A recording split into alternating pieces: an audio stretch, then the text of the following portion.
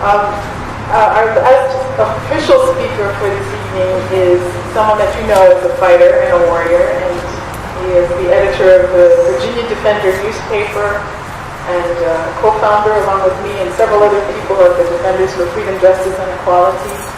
And I just want to mark for a moment that we are standing underneath Broad Street, and on Broad Street is a marker that was placed there to honor Gabriel's memory, to acknowledge for the first time the existence of our burial ground here, and was also a project that was supported by as many people as we could possibly find who wanted to give to the installation of that marker. It was an event that marked the beginning of the struggle to actually reclaim this site, and it marked the beginning of the opportunity for all of us to participate in this activity, because there is no reason for doing this if it is not to empower ourselves, it is not to accept and assert our right to self-determination. That means to interpret our stories, to learn our stories, to tell our stories. And the second aspect of why it is so important for us is not that we simply live in the past. It is that we look around us at what is happening right now. What is happening in Richmond, what is happening in Mali, what is happening in the coastal states of West Africa. We need to be thinking about our brothers and sisters who are dying from Ebola. We need to be thinking about our brothers and sisters in Mali right now. You would be amazed at how much you could help simply by being in contact, by becoming aware, and directing the energy so that it is shared energy. When you talk about what's going on here, you talk about what's going on there. Raise the awareness, make it an imperative, because if there's one way in which we have been making progress on this struggle, it is because we made it a priority. We may not have gone and become members of the elected officials, we may not have gone through the official channels, but it's partly because often those channels move too slowly, and they will move quickest and with the strongest and wisest sense of what should be done if they get their priorities from you, from the people. On that note, Phil, would you like to come up and talk about the role of the Virginia Defender and the state of the struggle at this moment?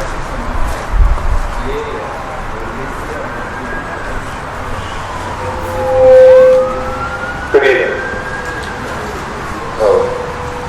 sisters and brothers. This is the 12th year in a row that people have gathered here at the burial ground to symbolically stand with Gabriel. On October 10th, 1800, he was executed here at the town gallows. And it's unlikely that he had many, if any, friends or comrades in the crowd that day. It would have been extremely dangerous to do so. He was popular. He was viewed as a hero. When he was captured, the governor, Monroe, had him paraded through the city thinking that he would be humiliated. And instead, so many people came out and showed their support, the governor panicked and had Gabriel taken directly to the state penitentiary on Spring Street. He was one of the first people to be held there. We honor his memory and symbolically stand with him on this, the date of his execution. Imagine if he had not tried to organize that rebellion. Imagine if the hundreds and the thousands of people who were involved in that conspiracy that historians call perhaps the best organized attempt at a slave rebellion in the history of the United States. Imagine if they hadn't done that. People would look back and say, that was a humiliating period. People were oppressed. They were captured. They were sold. They were tortured. And they didn't fight back. But that's not the history of African people in this country. And Gabriel symbolizes that. The hundreds and hundreds of slave rebellions and attempts at rebellions that took place during the 246 years of slavery. Gabriel allows all of us, and particularly the black community, to hold its head up high and say, not only do we have the courage to resist, we have the ability to survive. That's right. Now today, we are carrying on that struggle, not with nearly as much danger as Gabriel and his comrades faced, but against the same implacable foe, that wealthy 1% that has always run Virginia. Today, that 1% is made up of people who made their new money after the Civil War, but also some of those who made their money before the Civil War, through slavery and the slave trade. And organized as Venture Richmond and the Greater Richmond Chamber of Commerce, they have decided that Shockoe Bottom had no other meaning than a place to make money. Our good mayor now talks about how important he considers Shockoe Bottom to be, and how only the stadium can bring in enough money to properly memorialize it. Then why does the city allow a graffiti mural to sit on the wall just around the corner there with a porta-john next to it, next to the African burial ground? Why does the city not publicize the existence of this burial ground as a tourist site? Why doesn't it have a brochure about the history of it? Why does the only brochure it has that refers to the burial ground as the final resting place of some of Richmond's earliest citizens? That's how the city of Richmond describes the final resting place for enslaved Africans, free blacks, paupers, and people who were executed here. They show no respect. They show no respect. And for the fourth time, over the last dozen or so years, Venture Richmond and the mayor, the current mayor, proposed putting a stadium in Shockoe Bottom, and made that announcement on the official defenders of the history of Richmond as it relates to slavery, and put their foot down and spoken up, but they didn't do that. But at least they said they wouldn't take a position. And yet the chairwoman of that commission stood next to the mayor on November 11th and said that she supported his plan. And now we find out, thanks to a reporter at the Richmond Free Press, that she took $2,000 from H. Louis Salomonsky for her campaign fund to run for the U.S. Senate. Salomonsky is the main developer in the stadium project. He would build the 500 apartments that surround the stadium. And he's the guy who went to prison in 2003 for bribing a member of city council on another development project. Shame on her. Shame on Salomonsky. Shame on Chairwoman McQuinn. Shame on Mayor Jones. Shame on the Venture Richmond and all the rich white people who are behind this scheme. So far, they haven't won. That's right. But they haven't given up. The mayor says he still plans to reintroduce the plan to City Council, and all he has to do is get one member of City Council to flip their vote. And Chris Hilbert, who previously said he would not vote for the stadium, now says he might consider it. We're on very thin ice. So in addition to doing all the things that have been done before, the petitioning, the protests, the spiritual programs like tonight, it's time to move to stage 2, which is not just to stop the stadium, but to physically reclaim Shockoe Bottom.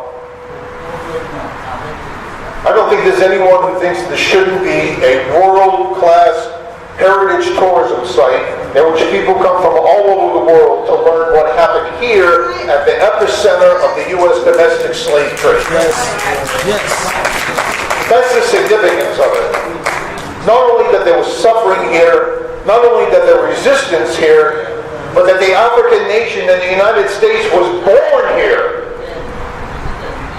People from all different tribes and communities through Africa, forced to go through the crucible of Shockoe Bottom and emerge as an African people with a new identity. That's right. An American identity.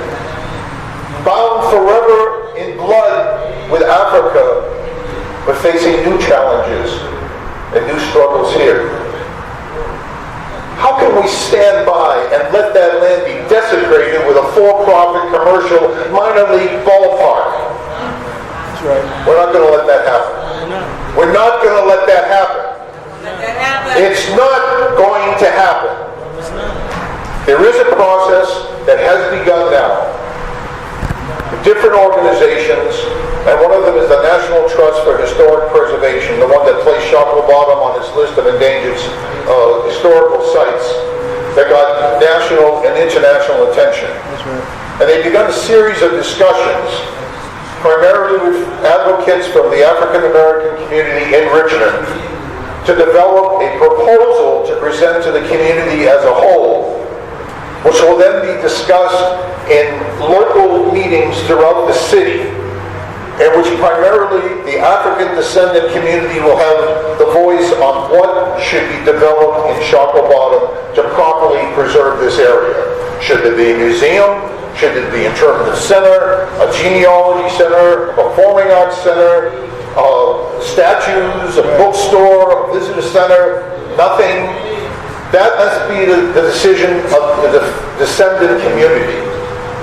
But that second stage in bringing forth an alternative proposal and forcing the city to recognize it may be what will push us from a defensive fight to an offensive fight. And we have one very interesting weapon in our arsenal. Richmond doesn't like to air its dirty laundry to the world. That's why it suppressed the history of Shockoe Bottom. That's why it presents Robert E. Lee as such a sterling example of Southern manhood, the gentleman who really didn't like slavery but just couldn't stand to raise his sword against his fellow Virginians. That's bullshit.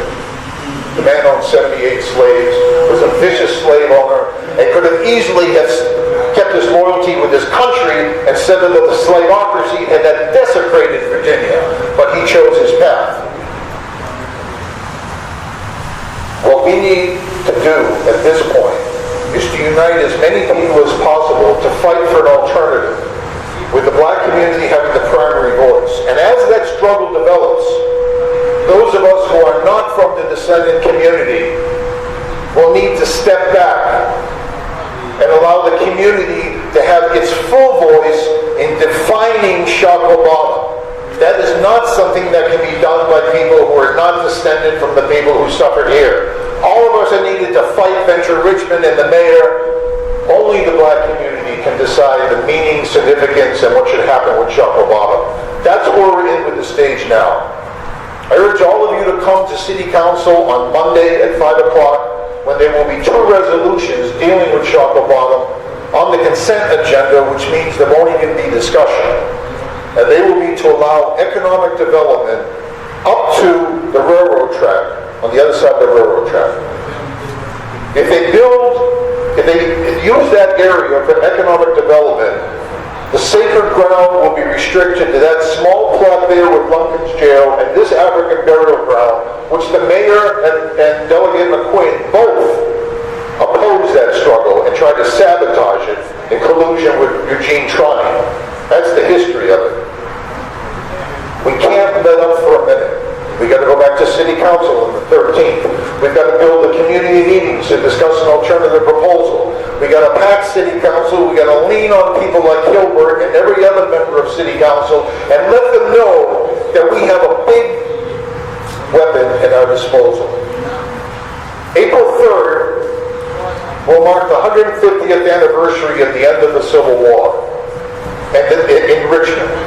The day that Richmond was liberated. Richmond didn't fall. Paris didn't fall when the Allies came in. It was liberated from the Nazis. Richmond didn't fall when the Black Union troops marched in the city. It was liberated from slavery and the Confederacy.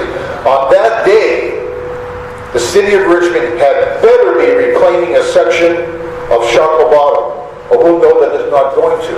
And then, the following September, when some 400,000 people and reporters from 100 countries come to Richmond for the UCI Roads World Bicycle International Race, and every reporter is looking for a local story, this will be the story, that 150 years after the end of the Civil War, the former capital of the Confederacy still can't get it right, still refuses to recognize the history, still refuses to call names and to provide reparations, and hasn't moved an inch forward since those times.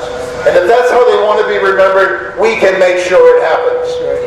And this is the message that we're going to give those folks on City Council. Not one of them was thrown down the gambling and said there won't be a stadium in Chocolate because it's a desecration of Black history. Not one. That's our job, working together, and God damn it, we're going to do it.